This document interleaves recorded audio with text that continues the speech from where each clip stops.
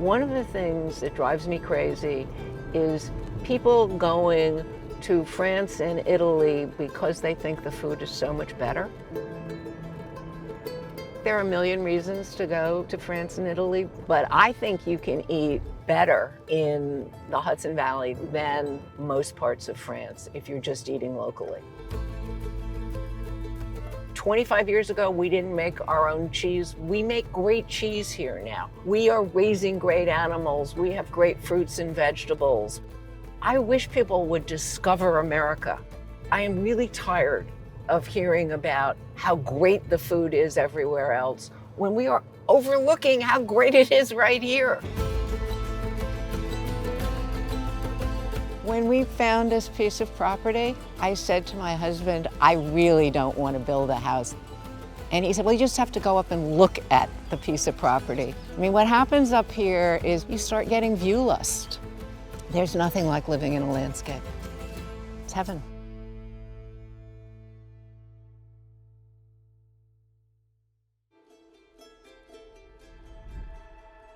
I am Ruth Reichl. I have been writing about food for more than 50 years. I've been the restaurant critic of the New York Times, the Los Angeles Times, the editor of Gourmet Magazine. I think there's almost nothing in food that you can do that I haven't done. Growing up in New York City, the Hudson River was always kind of a magical place to me. And my mother had discovered that you could go as a visitor and get on, the Queen Mary or the Independence. And we would wave and pretend that we had friends who were going off to Europe or Bermuda or someplace romantic. And then, they would say, all ashore is going ashore, and we would have to get off. It always made me feel that the city was connected to the world in a special way.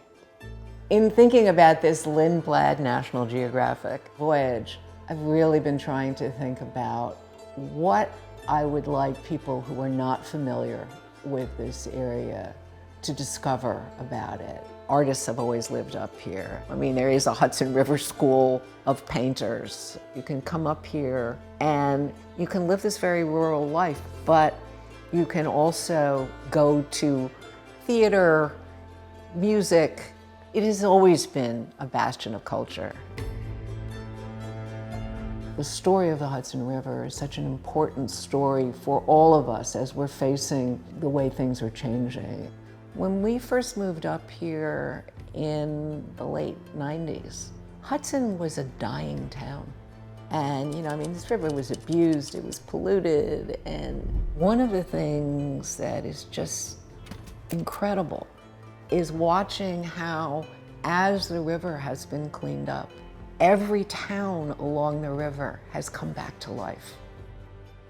This area is a perfect food climate. And okay, you don't have the year-round growing that you do in much of California, but food people are starting to look around and say, where else can we raise food? Every year you see when you go to the farmer's market that there are more and more young farmers who are farming sustainably, they're doing things right. Every year, more and more. This year, 3 new restaurants have opened in Hudson that are terrific, exciting, innovative, and this is actually a region that could absolutely feed itself with nothing coming from anywhere else. The notion that this river can come back to life is such an encouraging one. It's such an inspiring one. For me, the odd thing about the Hudson River is I've never been on the Hudson River. It has been a constant presence, and yet I have never actually been in a boat on that water. What I'm really excited about is the opportunity to discover the Hudson in a really strong way, to talk to ecologists and people who are really knowledgeable about the role of the river and the history of the river. I have been fascinated by the Hudson River my whole life. I don't know as much about it as I wish I knew, and I feel like this is my chance. I want to know it all.